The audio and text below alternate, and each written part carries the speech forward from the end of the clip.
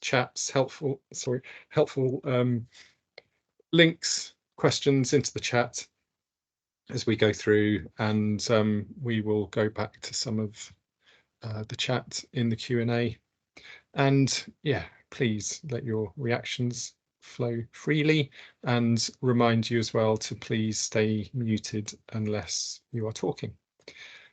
So without further ado, I would like to introduce Dan, who is a colleague at the Centre for Sustainable Healthcare, where he is the Green Space for Health project lead. And Dan's going to be talking about, as it says here, the health benefits of green spaces. And over to you, Dan. Great, thank you, Ben.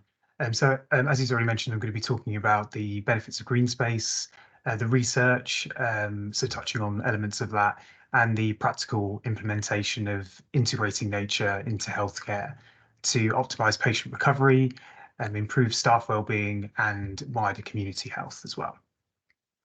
As you can see on the slide, I'm CSH's Green Space for Health project lead, and my role is managing our Trees Call to Action Fund programme, which has many different branches to it.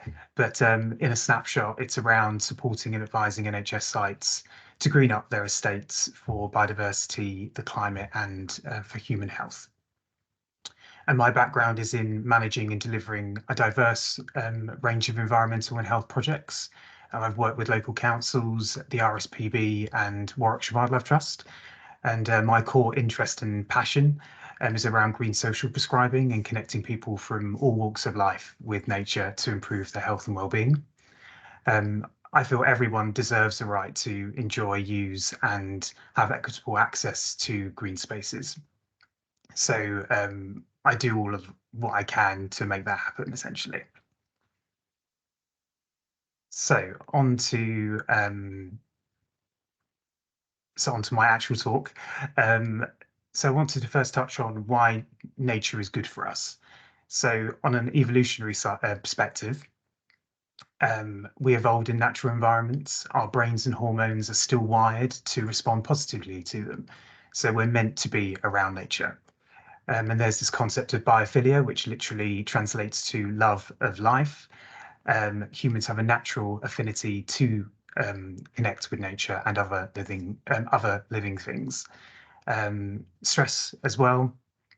Peaceful natural environments activate our parasympathetic nervous system. And on a philosophical level, humans experience beauty in nature, which is calming. Something about nature makes us feel at home and provides a sense of place. And the philosopher Immanuel Kant talks about our cognitive capacity maps, and experiencing beauty is uniquely a human experience. Animals can't experience beauty, whereas humans have that sensibility, that imagination and understanding, which works together to give us pleasure and experiencing beauty. So, and without nature, we're missing out on a fundamental thing that makes us human. And then on a chemical level, there's phytocides, particularly associated with trees and how they release this chemical. And it's shown to affect our microbiome and boost our immune systems as well. And contact with soil can release some antidepressant chemicals. So gardening and handling soil can have a direct impact on our health as well.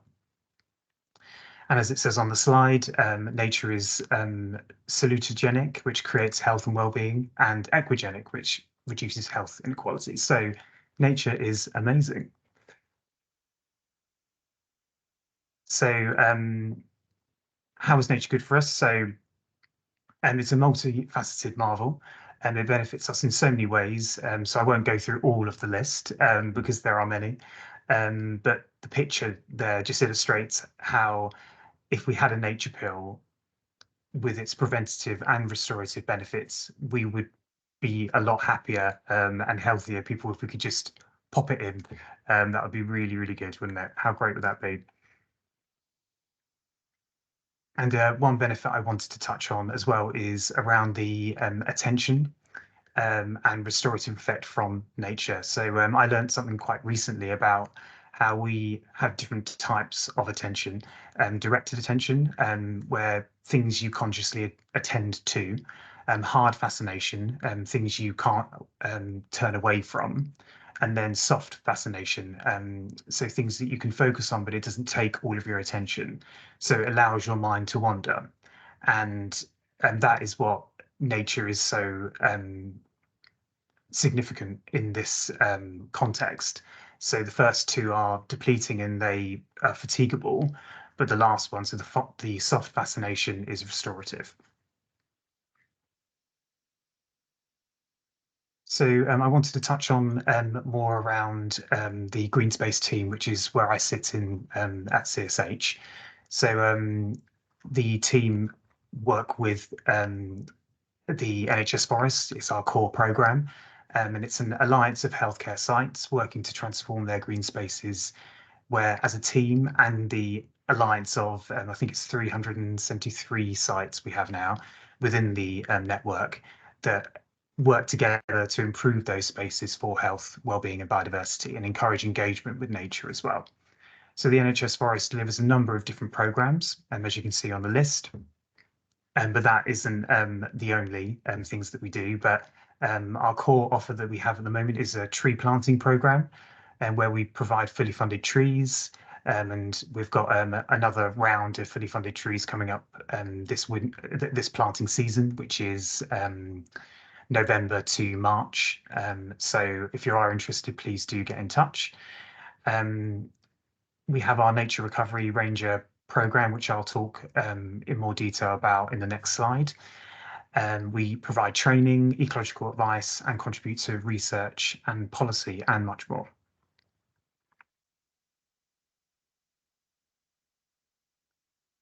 So yeah, as I mentioned before, a element of our of the NHS Forest and its delivery is the Nature Recovery Ranger program, which is working with particular NHS organisations on one or more of their sites. Their remit is to improve the social and ecological value of those sites by creating opportunities. And we have one particular ranger, Nick, at the moment, that's based in Liverpool. And I think 2 days ago, he was actually working with AHPs by providing drop-in sessions and like taster sessions with them on site, providing a variety of different activities, giving them the opportunity to take part and get a feel for what would be suitable for their patients, which would then influence a more bespoke range of activities that you could provide for their patients, which is fantastic.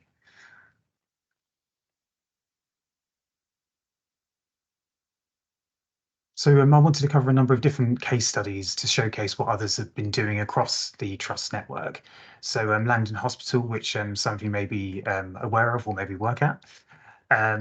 So it's a mental health site that uses tree planting for occupational therapy and blends environmental conservation with patient well-being. So they've done a lot of hedge planting and restoration, and they've used the NHS Forests tree planting program to help and make that happen. And they've used that to provide practical learning opportunities for patients on site. And the conservation work has been a significant part of a recovery pathway for patients, where they can also be with their families and friends. And yeah, there's a quote there talking about, and that's from a patient, just to provide a bit of context. So another one about food growing. So food growing in health and care settings in Lambeth and Newham. So you may be already aware, but in Lambeth they have a GP food co-op. So it's a group of patients, doctors, nurses and residents creating food growing spaces for, I think it's a 40 or 45, I can't remember exactly, the GP surgeries in the borough. And then in Newham, they've created a food growing toolkit incorporating SUS-QI recommendations. So there's been a lot of support from the council as well, and they cover within this toolkit certain things around selecting the right space, designing the space, when to plant and what to plant, um, uh, the appropriate suppliers, and also different approaches that you could take with the delivery of that in terms of whether it's by paid people, or a combination of paid and volunteers, or using patients. At within the Lambeth GP Food Co-op, they currently run 3-hour sessions, led by a paid gardener, and then they have the water and ongoing care covered by a rota of staff and volunteers as well.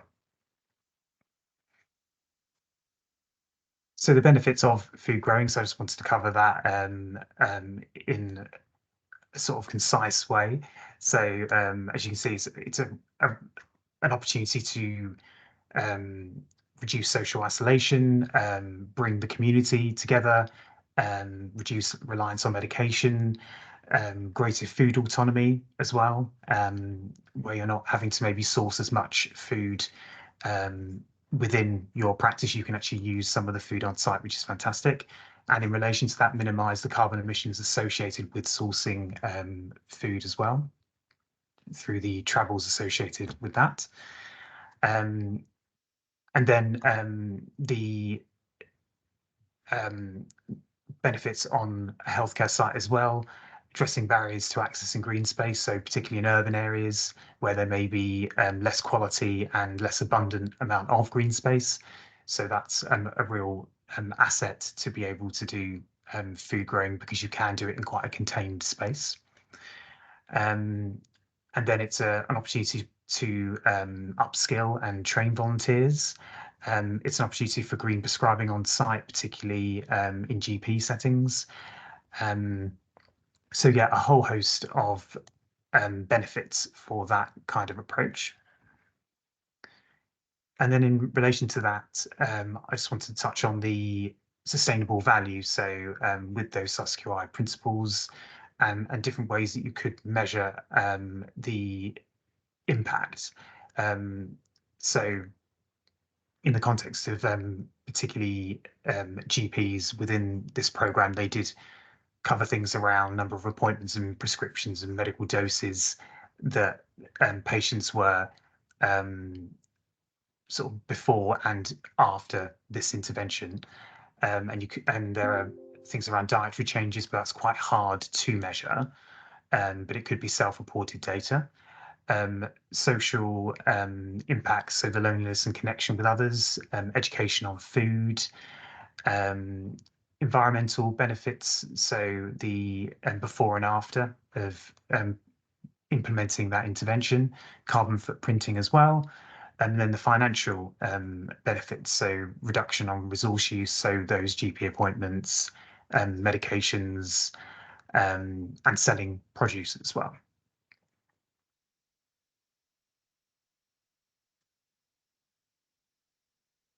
So I also wanted to touch on more specifically green social prescribing. Some of you may not be fully aware of this approach, but it's an emerging area of social prescribing and has become more recognised as a model of care. So it's a natural community-based solution to improving our mental and physical health. It's a practice that involves healthcare professionals referring patients to non-clinical interventions within nature-based environments. And in a world where we are disconnected from nature, well, not everyone, but there is this societal disconnect, reintegrating it into people's lives can have transformative effects.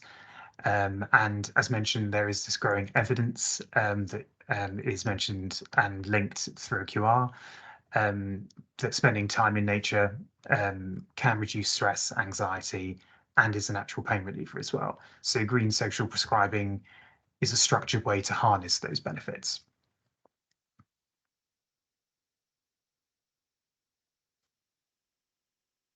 So there are many health benefits, all very similar to what I've mentioned before. but I just wanted to emphasize the wider health sector benefits, so improving those patient outcomes and reducing their reliance on services, alleviating the time and financial pressure on the NHS.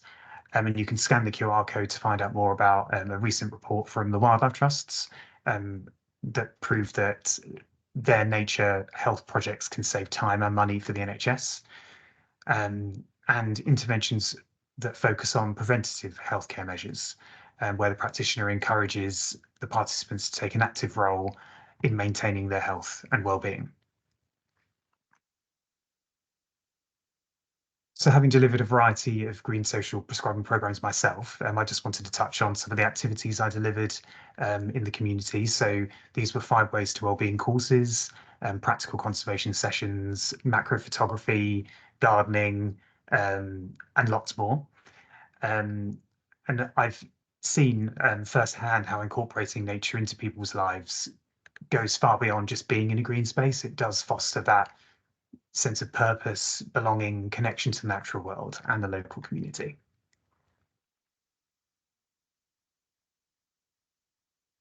So I don't think this is going to work. I did try, and I'm not the most tech savvy, so I'm probably going to have to stop sharing and then share this video that I wanted to share with you. So I just wanted to bring to life one of the 5 ways to wellbeing courses that I used to deliver at Warwickshire Wildlife Trust. So central to green social prescribing are the 5 ways to wellbeing, which is a focus on this video.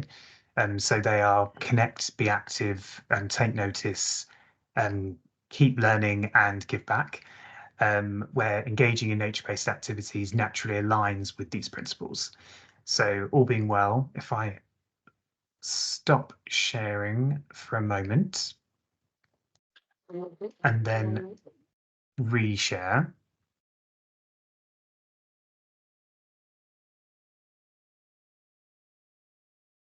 Hopefully you'll be able to see this. Warwickshire Wildlife Trust has adopted the nationally recognised 5 ways to wellbeing, 5 evidence-based actions to improve wellbeing.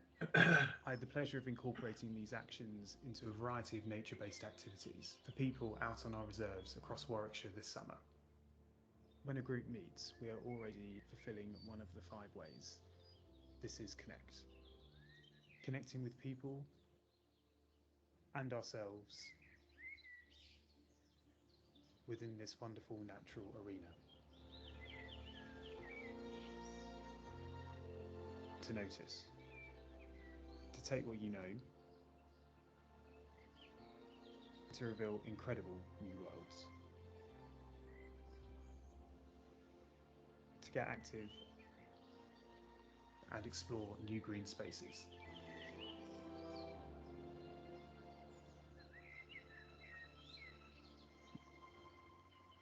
To embrace the place, the moment, and learn something new.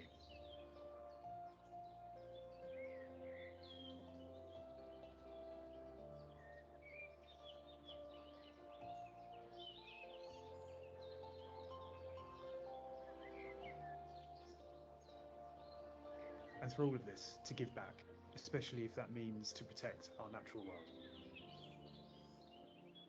When people are close to nature, they're happier and healthier. And when people feel connected to nature, they realise that nature matters to them and everyone around them. At Warwickshire Wildlife Trust, we reconnect people with nature through the 5 ways to wellbeing and empower people to take action for wildlife. Nature is for everyone, and if you want to find out more about how to connect with nature, click the link below.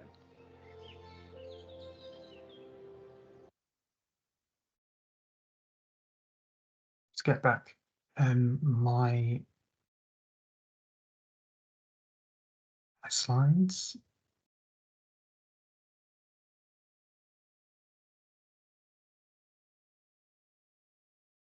Bear with me one sec, sorry.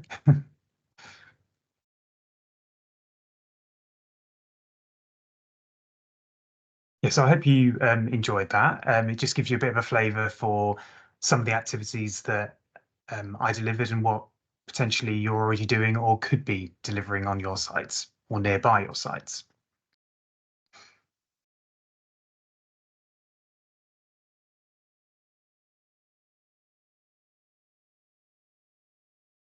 So during COVID, I delivered a project called Wilder Wellbeing that was focused around improving the mental health, wellbeing and resilience of communities across Warwickshire by responding to the pressures of the pandemic. So a key focus was to reduce social isolation and loneliness. That was a priority concern for public health, particularly at that time. So I created and delivered a variety of activities, such as the wellbeing courses that you saw in the video, and there were plenty of other things like walks, photography, and practical conservation sessions.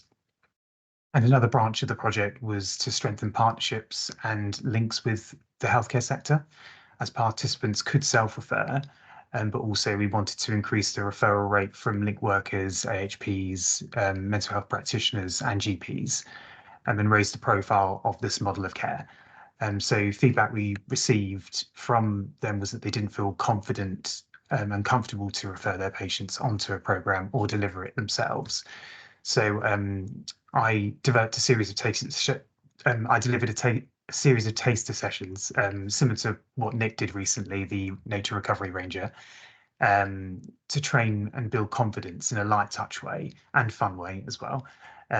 So they felt reassured and confident to integrate group prescribing interventions into their care pathways for patients. Also wanted to mention around the pro-environmental behaviours and the benefits in that respect. So through the conservation volunteering, which was a core part of that project, it was enhancing habitats and for wildlife. So beyond its impact on people, the project and green social prescribing generally can benefit nature and the environment. And it reinforces the idea that environmental and human health are intrinsically linked and how it is vital to take action and protect our planet as a result. People experience a variety of benefits, which I captured quantitatively through the Short Warwick Edinburgh Wellbeing Scale that tracks people's state of wellbeing over a period of time, plus a lot of anecdotal evidence, which is very powerful. And as I mentioned before, witnessing people firsthand build their confidence, social skills, and mood, where they develop new friendships and they felt safe in that space. I also wanted to briefly touch on another case study that I was partly involved with, where it offered people experiencing poor mental health the opportunity to escape into nature and meet friendly people and gain many of the benefits similar to the Wild Wellbeing project that I delivered. But this one was quite unique in that it was a partnership project with Coventry and Warwickshire Mind, which is a really good setup.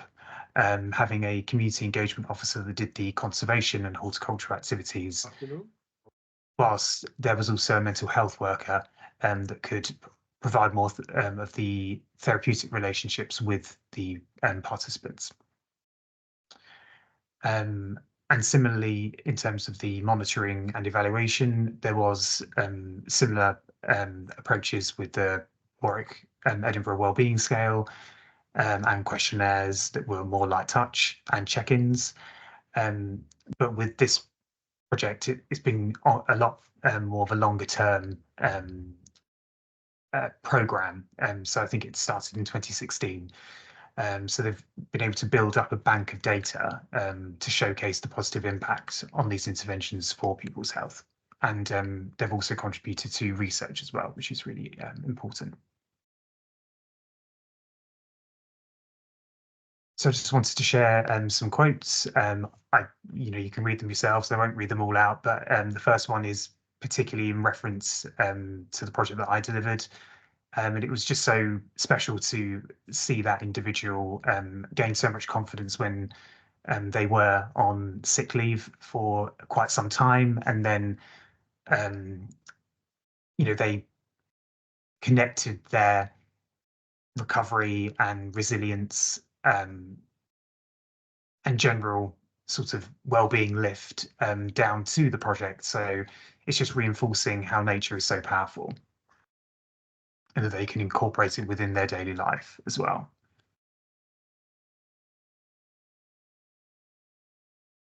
So I wanted to touch on some practical considerations that you might have already done, already considered, but for some of you, it may be useful. So finding your allies in your service and linking up with the right people. Some of those people and teams could be estates, sustainability managers, and start a working group, or if that's too much of a time resource, then joining the community of people that are already a part of the CSH networks, which there is a slide a bit later on which will bring that more into context if you're not aware of the networks. But it's a great way to get inspired and learn and share best practice. Also risk assessments, and they will probably vary depending on the activity and the individuals taking part. But things to consider within that are staff, volunteer, patient ratios, capabilities of the patients themselves, recce's if you're going off site, safeguarding, natural hazards, and other practical things as well. Monitoring and evaluation, I've sort of touched on slightly already, but also showcasing the successes. Starting a pilot project if you haven't done so already, and learning from that and scaling it up if it's worked well. Accessibility, so touching again on the capability of the users, so whether that's physical, mental, or intellectual. And if possible, delivering a variety of activities, so in line with our seasons, and there's lots of resources out there to align the activities with the environment around you, and that can influence the the walks that you might do, or what nature you look for, and also on a separate sort of side of things, different levels of physical and mental exertion of the activity as well, to make it as mixed and inclusive as possible. And then another thing that I think is probably going to be quite key for trusts that are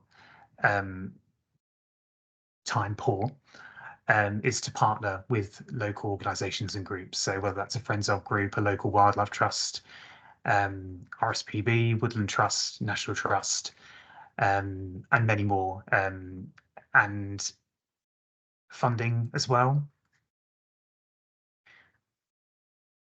So I've split it into sort of advisory and platforms and providers. So groundwork and NCVO, they're more advisory. I think some of them may provide some funding grants as well. But with the platforms and providers, here's a list of ones that I can think of. Some of them might not be funding pots that you as a trust can apply for, but through this partnership working that I mentioned, I do know of wildlife trusts that have collaborated with an NHS trust, and been a partner in that, but they haven't been the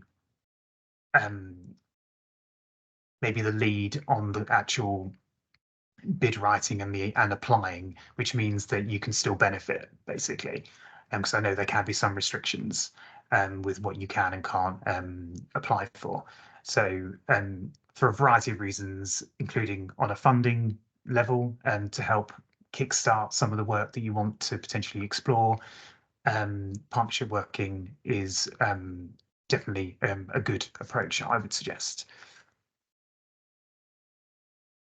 And here are a variety of different resources that you might want to look into, including some reading recommendations, our evidence archive at the NHS Forest, so that's what the QR code's there for, and a great resource to find evidence that you might want to read further to understand the benefits, but add more weight to your case for securing funds and getting buy-in from colleagues as well.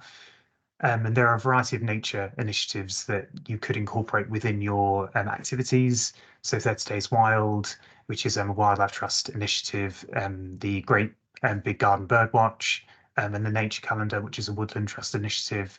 So lots of inspiration there, hopefully, that you can pick and choose as appropriate. And then if you haven't done so already, do consider joining our CSH network. So they're a great way to meet like-minded people that can help you be more informed, feel inspired about the work that you could explore, and to share your experiences as well. So these are some of the ones that are potentially the most relevant to people on the call. And I'm in the Green Space for Health network, so that it's a great way for me to share success stories, case studies, research, and likewise to hear that back from yourselves.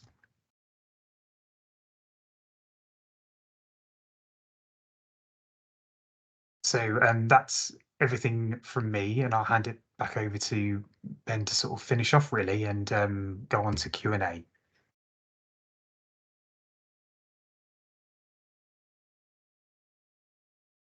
That's great.